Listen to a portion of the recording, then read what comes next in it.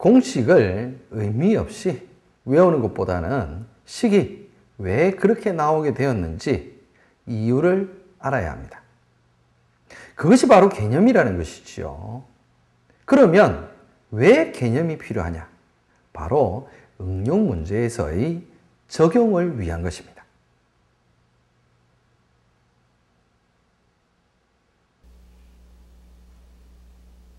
일반적으로 그림을 이용하여 문제를 해결하는 것이 쉽고 간단하죠.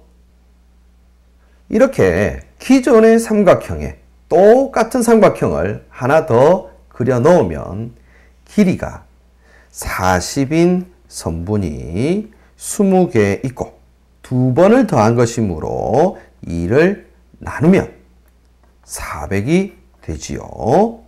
그런데 이 식을 40 곱하기 2분의 20으로 변형하면 삼각형 높이의 반을 잘라서 붙인 것과 같은 모양이 되고 선분들의 길이의 합은 가로가 40, 세로는 항수의 반이 되지요.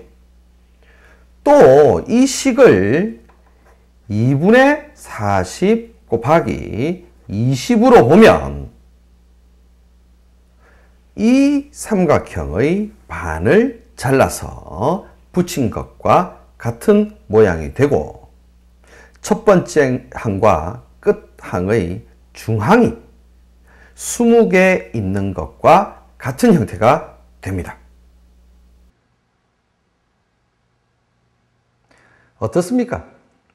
같은 식이라 해도 보는 시각에 따라 모두 다르게 볼 수가 있지요. 이것이 바로 개념이고 문제의 상황에 따라 최선의 방법을 택할 수가 있습니다.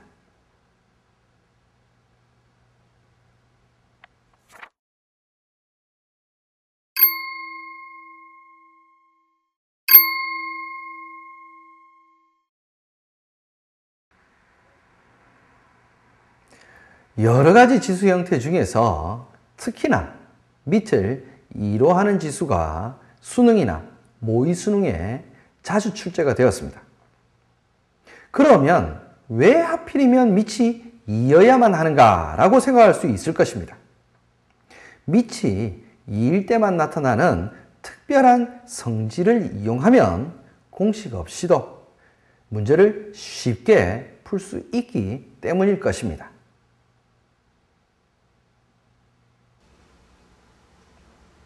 보통은 중요하게 생각하지 않는 밑이 2인 지수의 성질 중 2의 지수를 2번 더하면 지수가 하나 올라가게 되는 이 성질을 이용하여 등비수열의 합을 구해보도록 하겠습니다. 그러면 각 군에 1씩 더해보도록 하겠습니다. 그러면 첫 번째 군은 2가 되고 두 번째 군에 이 1과 이 2를 더하면 2, 그리고 2와 2를 더하면 2의 제곱, 2의 세제곱, 2의 n제곱. 자, 여기에 다시 2를 더해 보도록 하겠습니다. 그러면 이 2와 2를 더하면 2의 제곱, 2의 제곱과 2의 제곱을 더하면 2의 세제곱, 2의 4제곱, 2의 n 플러스 1승. 자, 이제 앞에서 더해 주었던 n과 2를 빼주게 되면 답은 2의 n 플러스 1승 마이너스 n 마이너스 2가 됩니다.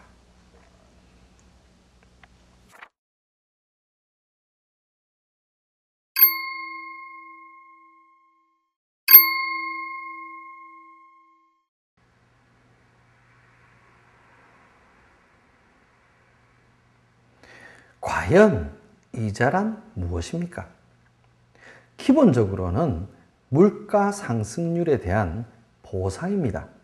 물론 물가 상승률과 예금 이율이 같으면 은행은 손해를 보겠지만 이자란 덤으로 생기는 돈이 아니고 시간에 따른 돈의 가치가 떨어지는 것을 보완하는 방법입니다.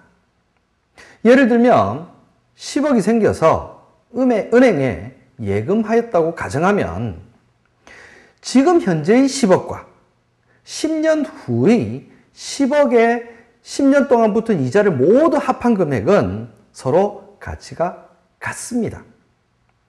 이 문제에서는 물가 상승률을 감안하여 6%를 증액한다고 했고 이율 또한 6%라고 했습니다. 그러므로 각 시점에 적립하는 금액은 같은 가치의 금액입니다. 즉, 한 시점으로 환산한다면 같은 금액이 되는 것이지요.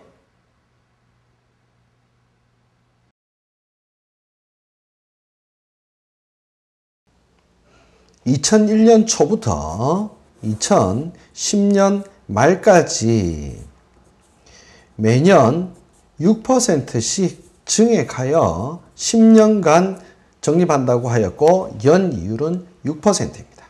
그런데 2001년 초에 적립한 금액이나 2002년 초에 적립한 금액이나 2010년 말 시점으로 환산을 하게 되면 모두 동일한 금액으로 환산되어집니다. 2001년 초에 적립한 금액은 10조 원.